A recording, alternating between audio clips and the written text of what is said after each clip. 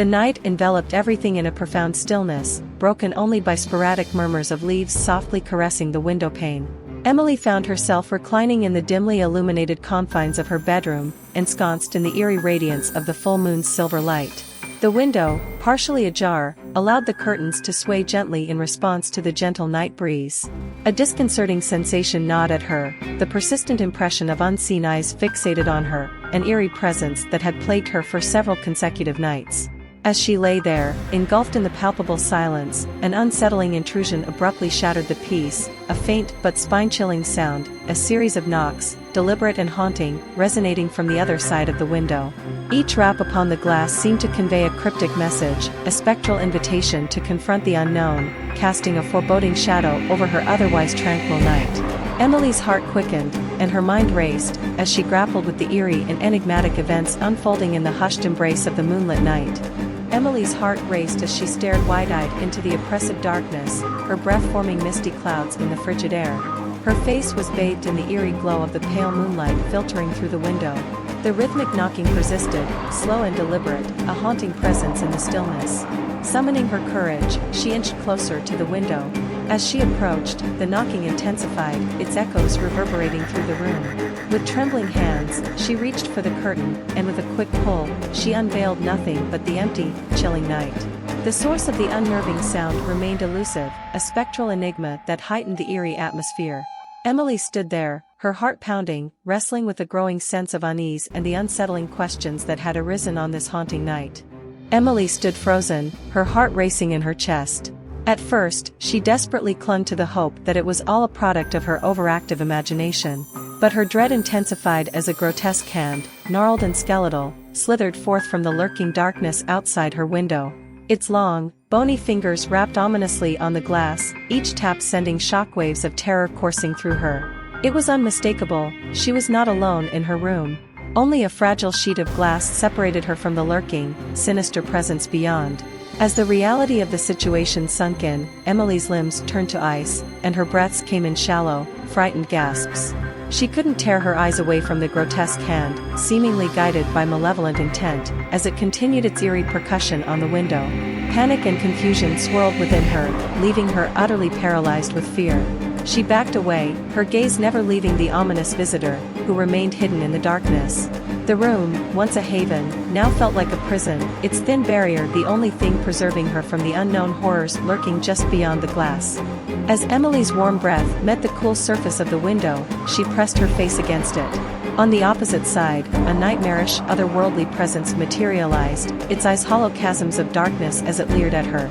A malevolent grin contorted its grotesque features, sending shivers down Emily's spine. The spectral figure pressed its disfigured countenance against the window, muttering incoherent, bone-chilling incantations that echoed through the room. A frigid chill pervaded the space, and Emily's trepidation deepened, her breath forming misty clouds on the glass. Panic surged within her, and she urgently reached for her smartphone, trembling fingers struggling to input the digits for 911. Her heart raced as she fumbled with the device, the room growing darker and colder, a sinister presence looming just beyond the fragile barrier of the window pane. Desperation and fear mingled in Emily's chest as she fought to summon help, knowing that whatever lurked outside was a force to be reckoned with. The room, once a sanctuary of warmth and comfort, now lay eerily empty. The window stood wide open, its drapes billowing in the relentless wind that swept through the room. It was a scene frozen in time, a moment of mystery and foreboding that would haunt the memories of those who entered. In the center of the room, Emily's phone lay abandoned on the polished wooden floor. It was a lifeline to the outside world, a device that had connected her to friends and family. But on that fateful night, the call was never made. The screen remained dark, the phone silent, as if it too had succumbed to the strange, unsettling atmosphere that had taken hold of the room. Emily, the room's occupant, had vanished without a trace. She had been there one moment, and the next, she was gone. There were no signs of struggle, no indication of where she might have gone. It was as if she had simply dissolved into the night, leaving behind only the lingering echo of that eerie, relentless knocking on the window.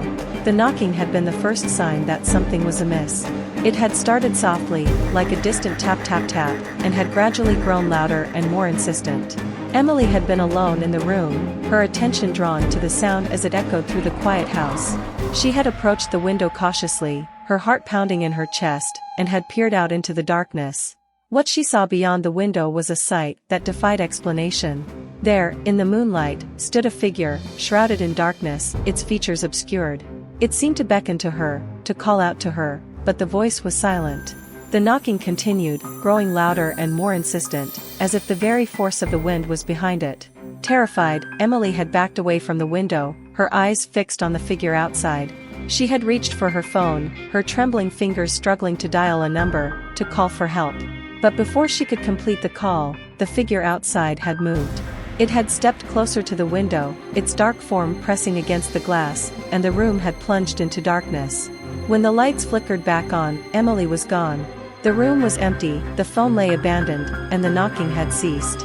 It was as if she had never been there, as if the events of that night had been a fevered dream. But the open window, the billowing drapes, and the memory of that eerie knocking served as a chilling reminder that something otherworldly had transpired.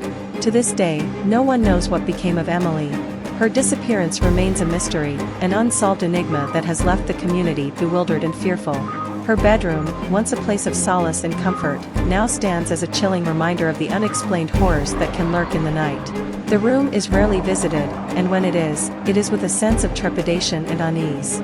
The window remains closed, the drapes drawn, as if to keep out the memory of that fateful night. The phone still sits on the floor, a silent witness to the inexplicable events that unfolded. The knocking on the window has never returned, but the memory of that night continues to haunt those who knew Emily. It is a story that is whispered in hushed tones, a tale of a young woman who vanished into the unknown, leaving only a room frozen in time as a chilling testament to the mysteries of the night. In the years that have passed, many theories and speculations have emerged. Some believe that Emily was abducted by otherworldly forces, while others suggest that she may have stumbled upon a portal to a different dimension. The room has been examined by experts in the paranormal, but no conclusive answers have been found. The room remains a place of mystery and intrigue, a space where reality and the supernatural seem to have converged. And while the room may be empty, its walls bear witness to the inexplicable events that unfolded within, and it serves as a stark reminder that in the darkness of the night, the unknown can lurk, waiting to engulf the unsuspecting in its enigmatic embrace.